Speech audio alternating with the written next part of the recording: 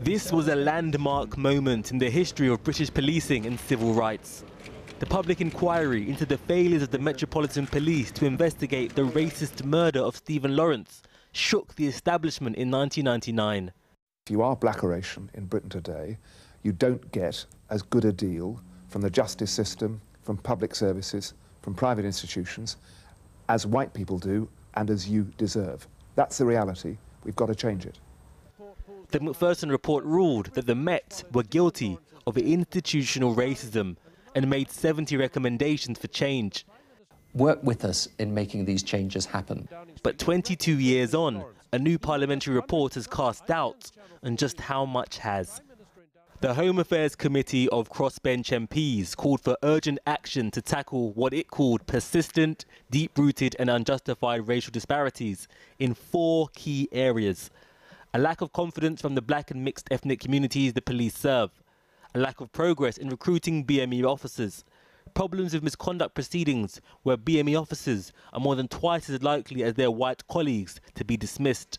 And unjustified racial disparities in stop and search. We did find improvements in policing for the better, including, for example, on the prosecution of racist crimes. But we also found big problems and persistent problems. At the current rate of progress, police forces aren't going to fully represent the communities they serve for another 20 years. None of this comes as a surprise to former senior black and brown officers. I don't think there's a will to reform the police. I don't have a great deal of confidence in the Home Office to deliver equality. I don't have confidence in the chief officers to deliver equality. And I think we can just see that from the facts. Yet the Home Office say the facts show the police is more diverse than ever. They're recruiting more officers and have a new plan to beat crime. But at the heart of this will be enhanced stop and search powers, a big area of disproportionality and distrust that shows no sign of change. Well, earlier I spoke to the former Greater Manchester Chief Constable Sir Peter Fahy and Palm Sandhu, who was the highest-ranking female Asian police officer in the Met until she resigned in 2019, claiming systematic and long-term discrimination on grounds of her race and gender. And I asked Sir Peter whether he thought there were any grounds for optimism when so many things haven't got better. Yeah, I possibly wouldn't be as optimistic as Pam. I think that the trouble is there is a lot of inconsistency at the moment. For this to happen, I think, as Palmer said, you need a clear national lead. You need a national consistency. You certainly need a style of policing which is very locally accountable. And the trouble is a lot of the neighbourhood policing that we've seen, over better years has been eroded because of the cuts and other changes, increasing specialisation. You need to recognise that just getting more black officers of itself does not necessarily improve things, as we've seen the evidence in the United States. So it needs this clear political leadership. I think the police chiefs themselves recognise there is a problem, want to do more, and also recognise that, if anything, the situation on the ground is getting more difficult and more critical, and therefore the police absolutely need to treat this seriously. Palm Sandhu, I mean, the report explicitly points out the problem of representation within the force and recruitment. But when somebody like you leaves the force, saying it's essentially racist, discriminatory, that you felt unsafe at times, unsupported, why on earth would anybody join? The only way that you can actually make a difference is from within, and I tried to do that over my 30 years. Peter does make some very good points there, because recruiting people isn't going to be the whole answer. That's not going to be the holistic approach. What we need to do is we need to make sure those people are valued, they can speak up when there is wrongdoing, and that they are then promoted and looked after within the police service. What's happening at the moment is we've got a revolving door. We've got people who are joining the police service and then are not remaining there. They are either voluntarily resigning or they are being dismissed. Black police officers are more than 2 or 3 times more likely to be investigated for internal complaints, and then they're twice as likely to be sacked. So it's not just about... Exactly. I mean, you're making my point. Why would any 21 or 22-year-old want to join the police? You don't join policing for the money. You join it because you want to make a difference. And those young people out there, not just young people, older people as well, they can make that difference from within. Peter, isn't that putting an absolutely unfair responsibility on black and Asian new recruits? That they don't just have to go in and be good police officers. They've got to go and change the organisation as well. I mean, that's absurd, isn't it? I think you're right. It is a huge responsibility that is placed upon them. That's why so many struggle, particularly when you're talking about a hierarchical organisation where you have to climb up.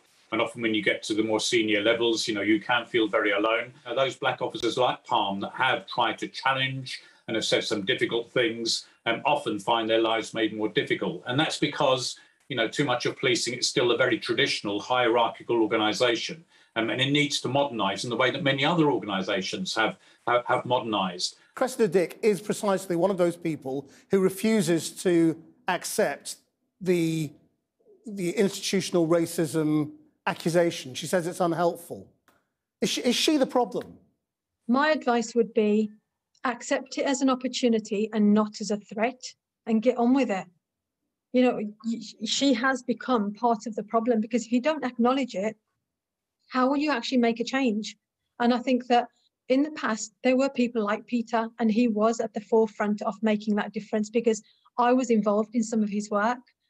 But there are fewer and fewer of those individuals, because, as Peter has said, they're being controlled by PCCs or they're being controlled by the politics. And policing has become very, very political. Instead of looking out for our communities and doing the best job that we can, sometimes it is about jumping to the right tunes and about the politics around you.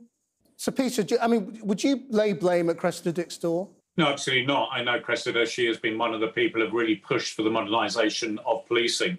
I think lots of police chiefs, while they may not find the institutionally racist label helpful, they are speaking out about the level of poverty, they're speaking about the level of inequality, they are speaking out about things like school exclusions. I think a lot of them are pushing for a more considered approach. But absolutely, I think, Cressida has been one of those that has been pushing, has been leading. But as I say, I think she's finding that it is getting more difficult. And of course, she is a good example of somebody who's caught between the politics of the Home Secretary and the politics of the Mayor.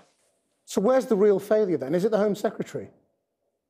No, I think the real failure is that there has just not been, a push for a fundamental reform of policing, so that policing is now, struggles to deal with lots of modern forms of crime. It's not that individual chiefs or even individual Home Secretaries have not had their own initiatives and task forces. It's that we've not looked at policing and says it needs fundamental reform to deal with particular societal problems, the difficult, the changes in attitudes, and particularly, the changes in the way that criminals and crime is taking place now. But you're always very good at explaining the challenges that the police are up against, and you've just done it again.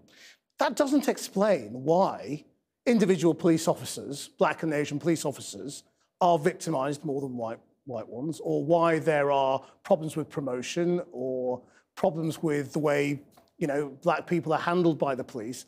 That's more than, they've got a problem with drugs policy, isn't it?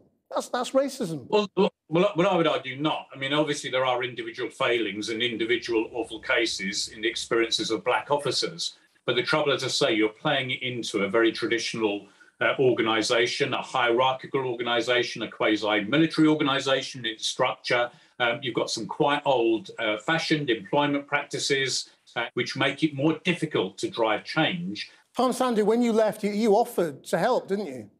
Have any chief constables taken you up? No, not yet. I'm still waiting for the phone to ring, and I'm getting up really early in the morning to hear that ringtone. I did actually offer my services to Cressida and also to MOPAC as well for London policing, because through my lived experiences, they don't actually reflect what Peter's saying. It isn't about the hierarchical system. It's not about the semi-military, where the police service came from. This is about the here and now. And this is about, and you always come out with this story about there are a few bad apples, there are a few individuals who make life difficult. No, it's not. It's policies and procedures. It's not about individuals. And there is no reason why those policies and procedures haven't been changed and can't be changed. Palm Sandhu, Sir Peter Fahey, thank you very much.